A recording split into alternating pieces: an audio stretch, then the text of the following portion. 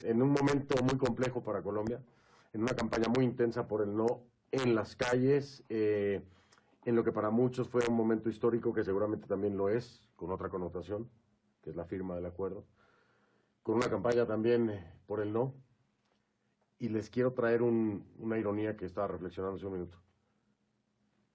Con un actual presidente que sirvió en su momento en cada uno de sus gobiernos. ¿Cuál es el sentir de eso? A ver, el presidente Santos, Fernando, ha dicho que el presidente Uribe y yo le tenemos envidia y odio. Ministro de Hacienda, con usted. Y yo le he dicho al presidente Santos, porque él dice que reza todas las noches por ese tema. Yo le digo, presidente, no siga rezando, tranquilo, que yo ni lo odio ni lo envidio. Los colombianos me dieron el honor más grande para un ciudadano de Colombia, que es ser presidente de Colombia. Y por eso yo nombro a Juan Manuel Santos ministro de Hacienda. Y yo creo que porque ese nombramiento de ministro de Hacienda es que el presidente Uribe lo nombra ministro de Defensa, porque yo creo que no lo tenía en el radar en ese momento. Pero eso no solo pasa con los exfuncionarios, como me pasa a mí con mi ministro de Hacienda. Fíjese que ahora oye usted a veces críticas al proceso de paz que yo inicié, críticas que nunca fueron dichas en su momento, fíjese. Juan Manuel Santos fue ministro de Hacienda mío y nunca dijo nada. Humberto de la Calle, jefe negociador, fue ministro mío y nunca dijo nada en el gobierno contra el proceso de paz. Por el contrario, ambos lo respaldaron. Santos inventó la zona de distensión. Tercero, Sergio Jaramillo trabajaba en la Cancillería en la diplomacia por la paz. El general Mora era el comandante de las fuerzas, era el comandante del ejército durante mi gobierno. El coronel Naranjo, general de la República después, me tocó defenderlo porque los propios generales de la policía estaban pidiendo su cabeza y yo lo mandé a Londres precisamente porque creía que era un buen oficial para que no lo sacaran de la línea de sucesión de la policía. Muchos sectores, entonces. Todos. Es que yo creo que Paulina, inclusive la vicefiscal, también estuvo allá y podía seguir. En ese momento no me acuerdo más, pero eran varios que hoy critican a veces la posición del presidente Pastrana en su momento, pero cuando ellos estaban devengando y estaban en unas embajadas o en los ministerios, nunca dijeron absolutamente nada. Bueno, pero en la política es así, ¿no? A veces es porque está el jefe ahí, no puede contradecir a un jefe. Pero en Colombia es distinto, porque uno cuando no está de acuerdo renuncia. Eso se llama dignidad. Uno no está aún haciendo carrera, aún tratando de hacer carrera, porque la carrera... Claro, pero si tiene dignidad, lo primero que le tiene que decir a uno, no le acepto, porque el problema, yo digo, no es cuando le aceptan a uno ser ministro, sino cuando le renuncia, ¿no? Entonces, yo creo que aquí lo importante es, si uno no está de acuerdo con un gobierno, pues menos puede uno participar de ese gobierno. Bien, el pase de ministro, le voy a preguntar, expresidente Uribe. Es cierto que cobra notoriedad el actual presidente Santos, o sea, como que le para bola porque entonces aparece en el gabinete del expresidente Pastrana. Yo tuve muchos ministros de defensa y Santos estuvo un ratico mirando el tema retrospectivamente. Él no estaba pensando en el Ministerio de Defensa, lo teníamos que suplir. Estaba pensando era cómo se beneficiaba de nuestro gobierno, que tenía apoyo para elegirlo presidente. Como lo elegimos con unas banderas, después las cambió. Y ahora le quiere convencer a América Latina que lo que se está haciendo aquí está muy bien. Mire, ustedes en México nunca habrían permitido la elegibilidad del Chapo Guzmán, ni la impunidad de los cabecillas de los carteles de México. La FARC es el principal cartel de droga de cocaína del mundo, el gran proveedor de los carteles de México y socio, porque hay impunidad. Colombia ha vivido muchas torres gemelas. Estados Unidos nunca le habría dado esos beneficios a Bin Laden. ¿Y por qué nosotros a este grupo terrorista? Me preocupa el Perú. El Perú nunca le habría dado impunidad a Sendero ni a Abimael Guzmán. Y Santos justifica que la den aquí. Le tengo que decir a los chilenos, a los argentinos, a los centroamericanos, a toda su audiencia en América Latina, estimado Fernando, Colombia no ha tenido insurgencias civiles armadas sin narcotráfico contra dictaduras. Aquí hemos tenido narcoterrorismo contra una democracia. Santos ha vendido un tema muy diferente de lo que es Colombia. El lunes tuve la oportunidad de entrevistar a Ingrid Betancourt desde París. Su gobierno es el que logra la liberación de Ingrid Betancourt. Le decía yo a Ingrid, bueno, una obligación de Estado, ¿no? Pero finalmente hay una corresponsabilidad del logro con el gobierno del presidente Uribe. Pero ella está a favor. Y yo le preguntaba, Ingrid, ¿cómo entender haber sido víctima de FARC, haber sido liberada por el gobierno del presidente Uribe, y aún así estar ahora en contradicción con la campaña del presidente Uribe Pueblo? ¿Qué piensa usted de estas grandes contradicciones, contrastes? Fernando, yo no he entrado en discusiones con Ingrid Betancourt. Simplemente he tenido la conciencia tranquila de que me dediqué a rescatarla desde que llegué a la presidencia en 2002 y apenas lo pudimos hacer en 2008. Pero mire, le cuento esto, estimado Fernando. El narcotráfico ha sido en Colombia un delito generador de atrocidades. Y aquí se le trata a ese delito, en este acuerdo, en cabeza de la FARC como delito político no sancionable. Qué mal ejemplo. Aquí nos crean unas condiciones que nos pueden llevar a una segunda Venezuela. Restricción de libertades, policía política, elegibilidad de bandidos, al mismo tiempo. ¿Por qué tanta comparación? Y perdón que lo interrumpa. ¿Por qué tanta comparación? Esto lo oigo de usted, me parece que lo escuché de usted en su momento, pero luego del colombiano en la calle. Vamos para otra Venezuela. Es una constante. ¿Por qué, presidente? ¿Cuáles son los indicadores específicos que les hacen sentir eso? Esa policía política, esa restricción de libertades, esa impunidad, esa indulgencia con el narcotráfico, la economía.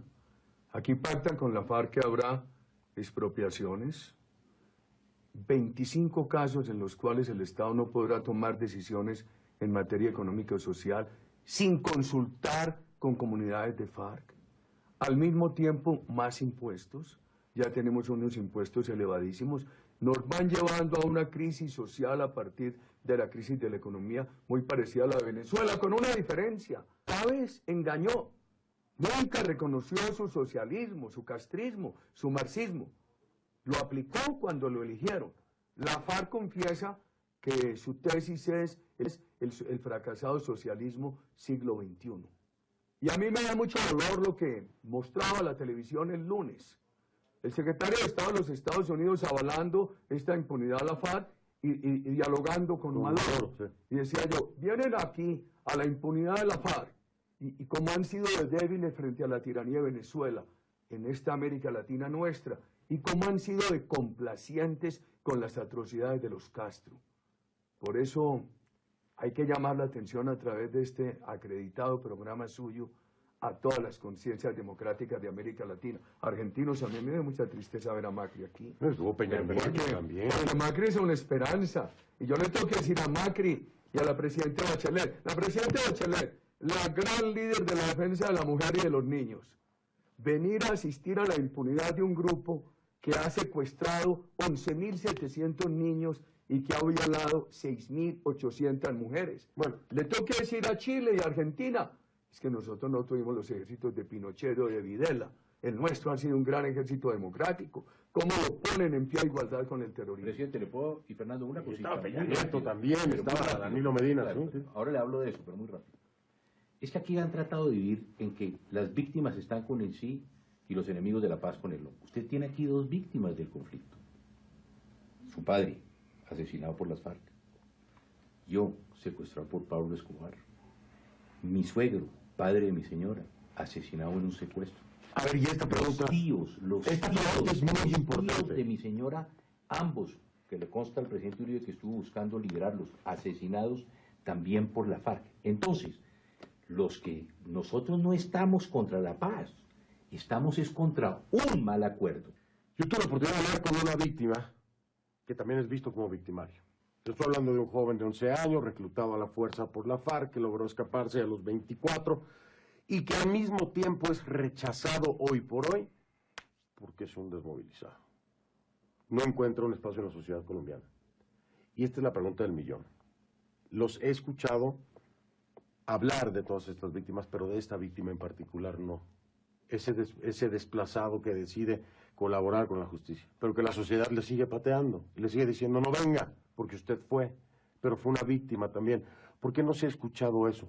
En las voces, y se lo digo con todo respeto, en las voces de Pastrana, en las voces de Uribe, en las voces de Santos, ¿se les fue a todos?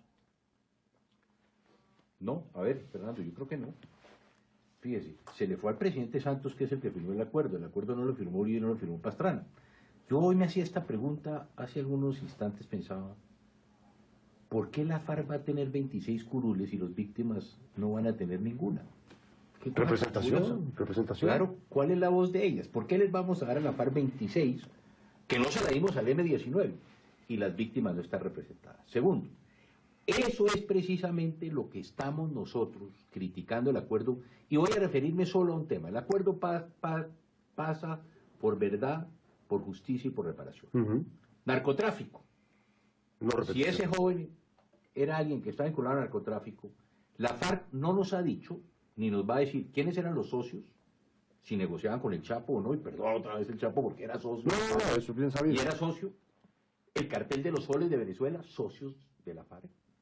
¿Dónde están los laboratorios, Fernando? ¿Dónde están los cultivos que se quintuplicaron en 3 años en el gobierno de Santos? Y por último, ¿dónde está el dinero? Las víctimas. No se le exige a la FARC, que es el tercer grupo terrorista más rico del mundo, entregar el dinero para reparar a las víctimas.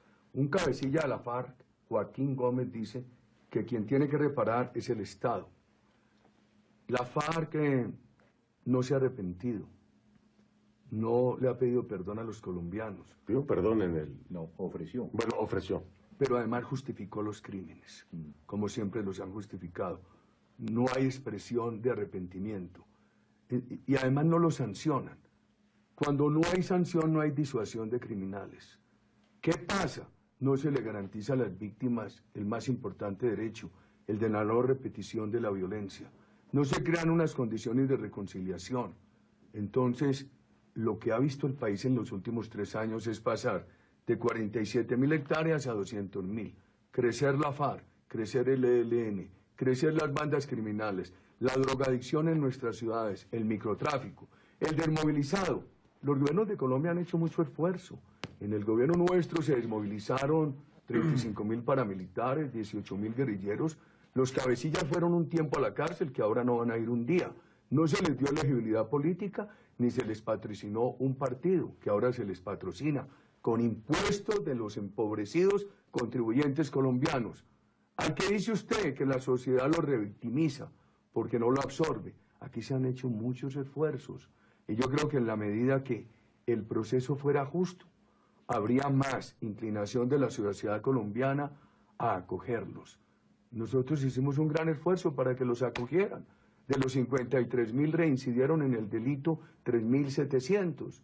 Quiere decir que los otros en alguna forma se reincorporaron a la sociedad colombiana. Entonces, claro que hay suspicacia, hay prevención, pero en la medida que haya justicia, esa prevención se puede disminuir y aquí la aumentan, porque aquí hay show publicitario, pero no hay justicia. Claro, esta entrevista fue mucho más amplia por tiempos de televisión. Le presento este segmento porque tenemos más invitados. Agradecerle mucho al expresidente Álvaro Uribe y al expresidente Andrés Pastrana por esta charla y la oportunidad de tenerlos a ambos al mismo tiempo. Por lo pronto, bueno, vamos a continuar con esto. Le invito a que se comunique con nosotros a través de las redes sociales, facebook.com/conclusionescnn, facebook.com/conclusionescnn, es una de las plataformas digitales que pongo a su disposición. En tiempo real los estoy leyendo, hay muchos comentarios, @soyfdelrincón es la cuenta en Twitter, @soyfdelrincón, la cuenta en Twitter, la única que tengo.